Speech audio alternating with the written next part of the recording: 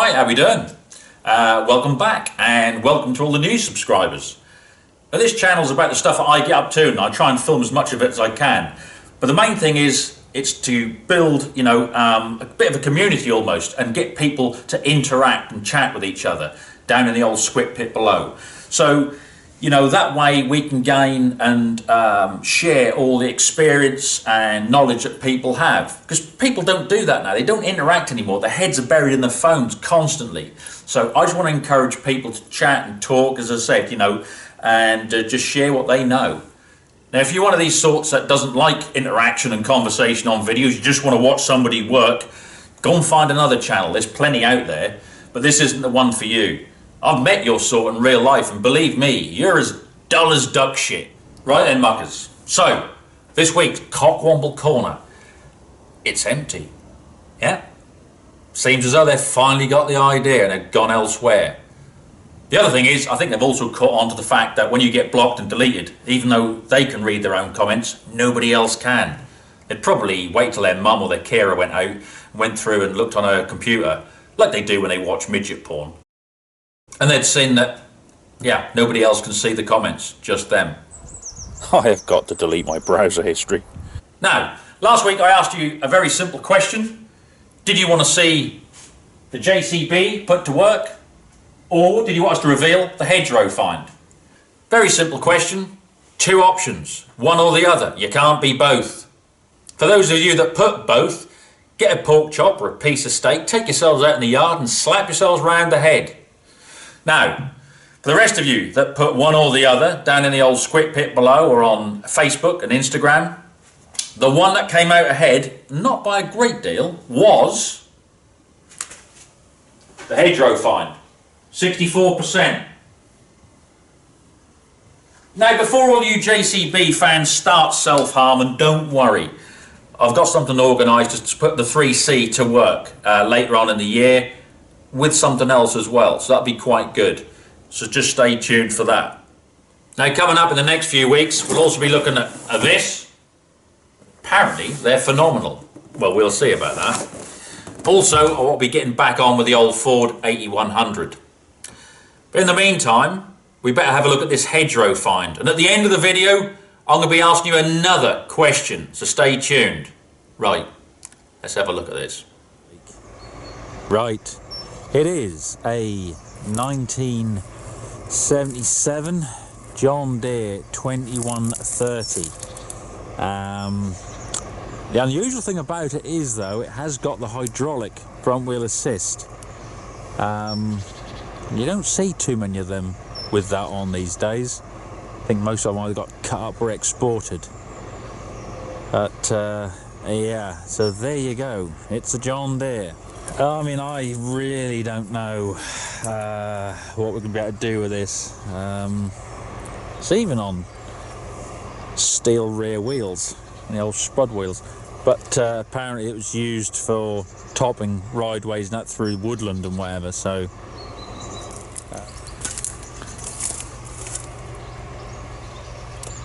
you don't know. Everything's sort of rotten and... Oh yeah, this'll come out lovely. This'll just a little bit of T-cut and a bit of filler in there. Oh, well, be like new. Okay, now... Oh, so everything's seized. Yeah, looking solid. Oh, that's right, they move. Something. But yeah, this hydraulic front wheel assist. So rather than having a drive shaft from the transmission onto the front axle and through a diff and whatever like you normally would, it's just a hydraulic pumps and motors. So there's the motor and drive motor there, you see. And it's even got a Hannibal Lecter door guard. Fantastic. We might as well make a start. Get this off first, I think, and have a look at everything.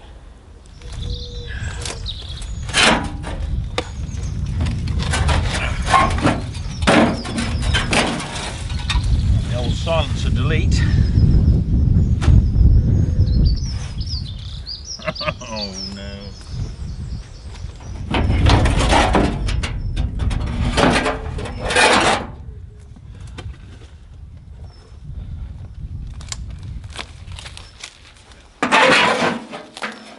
Okay, so that's all broke off there, off that silencer. It's not a big issue. Got ourselves a little generic straight pipe like. But first off, what we need to do, now we can actually see, I'm going to try and get a bar in there onto that pump coupling, which is off the crank, and see if I can turn the engine over, see if it's seized or not. If it's seized, this is where it stops. If it turns, then we can carry on to the next stage.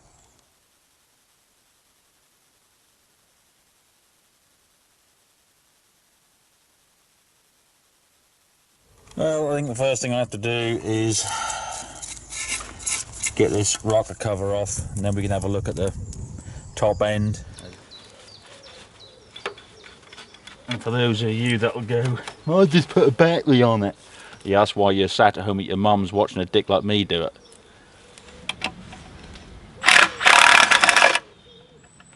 Folks been asking about how I'm getting on with the old 3/8 Milwaukee. I have to say, it is just a game changer.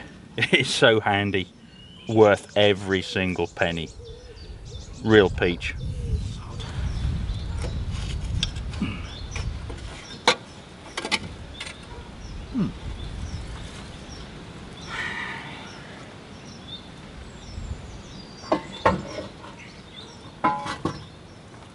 Okay, so up here, yeah, there's remnants of oil. It's not bone dry and it hasn't rusted. Bit of dirt on there and that, but yeah, it looks okay. Just want to just see if the valves are all free, so you can just put a bit of pressure, just like that. You can see the springs taking the valve back up with it. It's not leaving the collets or anything behind. That's going up and down with it. Now what I'm going to do is I'm just going to lube that top end, just to get a bit of oil there, so for when we start trying to turn it over, it's not going to be absolutely, dry. As I said, it doesn't look too bad, but every little helps. Now, so just show you, when I moved the breather pipe at the top of the rocker cover, obviously I moved these hoses. This one's been a coolant hose off the side of the block there, and I sprung a leak, look. So I'm going to have to just jam it up for the minute, and then I'll cut it and then rejoin it, but you need that. I haven't done that. That's as rusty as buggery. Oops, she's a squirter. Okay, so rocker cover's back on, breather's on, she's buttoned down. Just had a bit of a clear out here. Yeah, do it sort of step by step, really. But as I said, I'm just doing each part as I go, and if each part moves forward, we can get a bit further, then I'll carry on. It's no good jumping ahead. We'll put a battery on it. Well, if we've got no fuel, that's not going to do a lot of good, is it? Dip of the old fuel tank.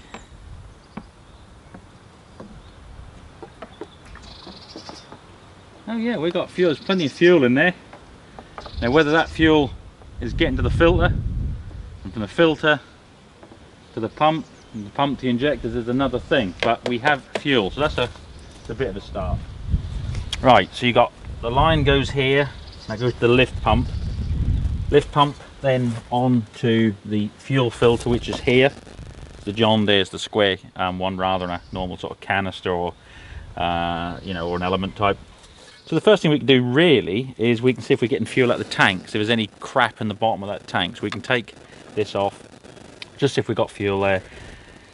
Then the next thing is we can change this filter. I've got another filter. We might as well change it. But yeah, let's have a little go on this first. See how we get on with that.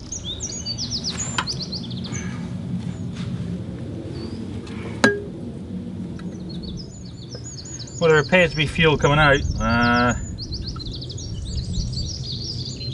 And there seems to be a lot of crud in it, but you see that. Give it the old Arab's blow job.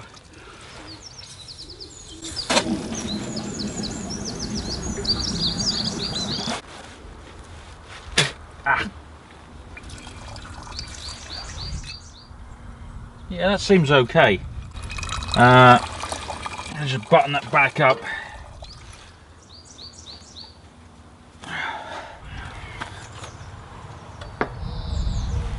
Yeah, so I've just cleaned this all off so the face is clean, so it should get a good seal when we put the new filter on.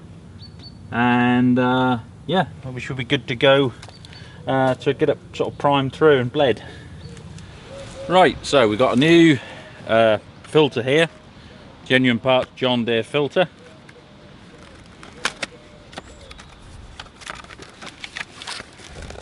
Get out the packet first.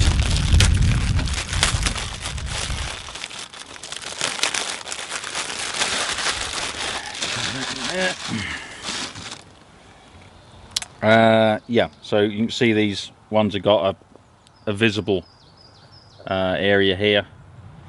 So these older ones, you can't really see what's in them, but you can, as I said, you can have a little look here as a sort of viewing. Well, it was very, very good. Good idea. Right, so there we go. With this cab here, you just got to make sure that both top and bottom are sat right, the seals are all in place, so everything's all right. But that looks good. Okay, so we know that we've got fuel in the tank. We know we've got fuel coming out of the tank. We're now going to see if the lift pump actually works. So on the bottom of the lift pump, you got a little toggle. Some have a more of a bigger lever. This has got just a little toggle, and you use that just to move the diaphragm and get the pump going. When the engine's running, obviously, and when it's turning over, that's done with a little tongue and a cam inside the actual block here. So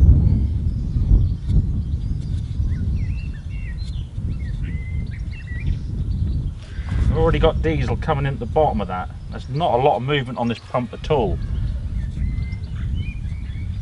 So we'll just keep going backwards and forwards. Rocket fire! Rocket! Now at the top you can start seeing that the filter element is actually starting to colour, and there it is. And it's now coming out the top there. So on, like that. That's it. Right, so now we know we have got fuel at the top here. What we'll do is just have a little clean around, make sure there's no leaks, make sure everything is sealed. Right, so the next thing really, fuel, we know we've got some water in there, but for the start that isn't an issue at the moment. We can soon fill that up if it does turn over. We need to look at the electrics. We need to look at getting a battery on. Now these John Deeres, they run two batteries, two 12-volt batteries, one either side. You can get away with just the one, and I'm going to try and do that for this. If I've got to get the two, I'll get the two on, but if I can get away with just running one, that's what I'll do. Right, so we've done the double battery delete and put this one on here. As I said, this carrier's shagged out, and B, this battery's too big for it, but we need a good battery on it. So I've made a special adaptation using this milk churn. Anyway, we'll see if we've got any power up to the console inside. Right, so here we are. Let's just have a look if we've got any power at all. Doesn't look like it. First click, nothing. So we may have to look at going for a hot wire situation here. What I've done, I've cut the wire back to the ignition because that isn't doing anything currently. Yeah, so we're on this battery. We'll go direct on the remote starter switch, see if we can do it that way, and see what we can get. Now, as I say, I don't know if we're going to get anything at all. So that's on there, we know we've got that. Is that a gear?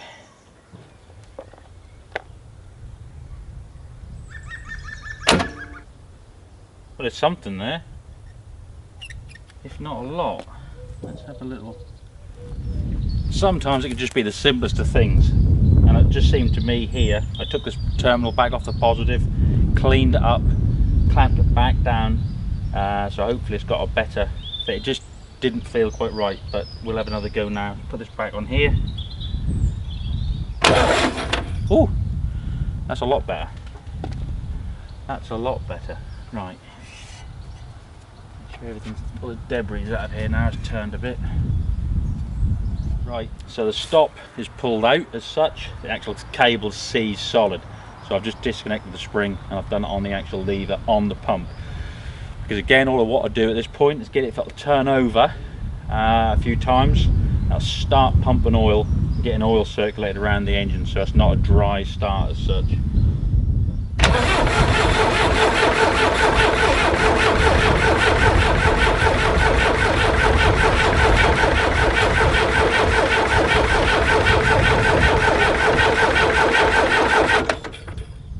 Right, that should have got, you know, the pump starting to prime up, and so when it does go, it'll put oil around it. Right, well the next bit is we'll go for a start. Well, that should have got rid of all the old dregs, day trippers and dipshits. Ta-da! Right, well the next thing we can do is we'll push that stop in and we'll see if we get the old girl to fire. Right.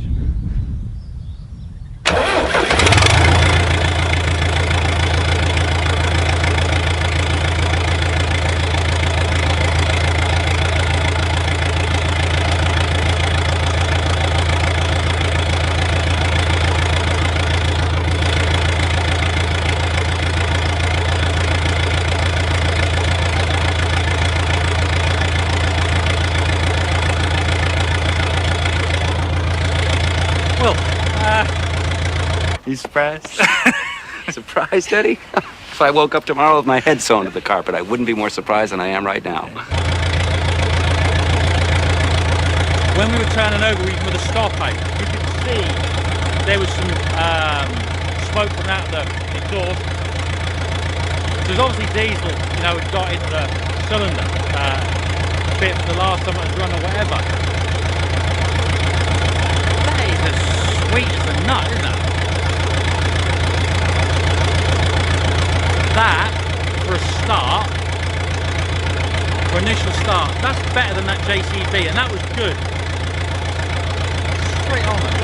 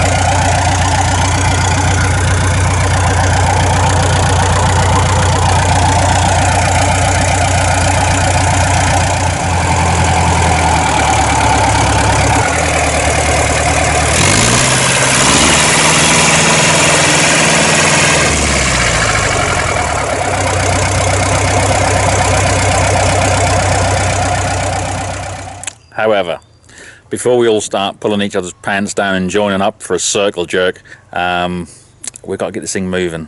That I am not quite so confident in because the clutch seems seized and everything is just seized up on it. But there we are. So that will be the next one. We're going to try and get this moving. If we can get it moving, then we'll have a play and see if we can get this hydraulic front wheel assist going, because that is quite, as I said, a unique thing. But there we are. So the question, does it run? Yes, it does. It runs very nicely, thank you. So there we are. Right, well, we'll have to see what happens on the next one, because I'm still not sure. But you know, as I said, I'll be getting on with that, and yeah, who knows. In the meantime, what I want to know from you out there is, what is the worst car or truck that you've ever owned, and why? I only want 2 reasons. I don't want a big long list, I don't want multiple reasons, just 2. You can put them in the old squid pit below, the old comment section. So what was the worst car or truck you've ever owned, and why? Right then, well, I've got stuff to do, and I'm sure you have too. Just stay safe, and yeah, we'll see what happens on the next one. Do well.